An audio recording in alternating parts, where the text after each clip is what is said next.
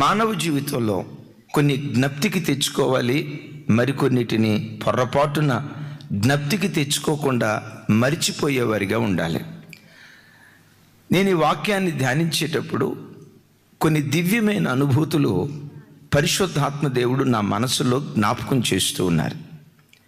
మానవ జీవితంలో మరపే లేకపోతే, అదే జ్ఞాపకమే లేకపోతే, మానవ జీవితం అగమ్య గోచరం, అయోమయం, జగన్నాథం అని అంటారు చూసారా, అయోమయంలో పడిపోతుంది. దేవుడు మనిషికి ఇచ్చిన వరాల్లో మరపు ఒక అద్భుతమైన వరం, జ్ఞాపకం ఒక అద్భుతమైన వరం. మరపు ఎలా అద్భుతమైన వరం అని అంటారా? ఒక యవ్వనమ్మాయి వివాహమైన సంవత్సరానికో 2 సంవత్సరాలకో భర్తను కోల్పోయిన ఒక యవ్వనమ్మాయి ఉంది.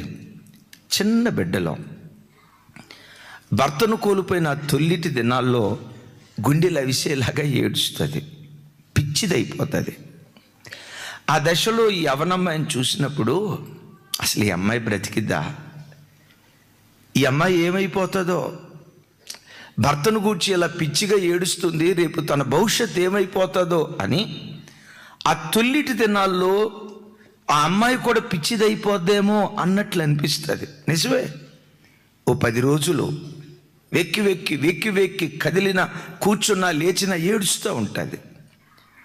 ఇంకో 15 రోజుల తర్వాత కొంచెం, ఓ నెల తర్వాత ఇంకొంచెం, సంవత్సరం తర్వాత అప్పుడప్పుడు ఏడుస్తుంది. ఇంకా కొన్ని సంవత్సరాల తర్వాత ఎప్పుడో జ్ఞాపకం వచ్చినప్పుడు ఏడుస్తుంది.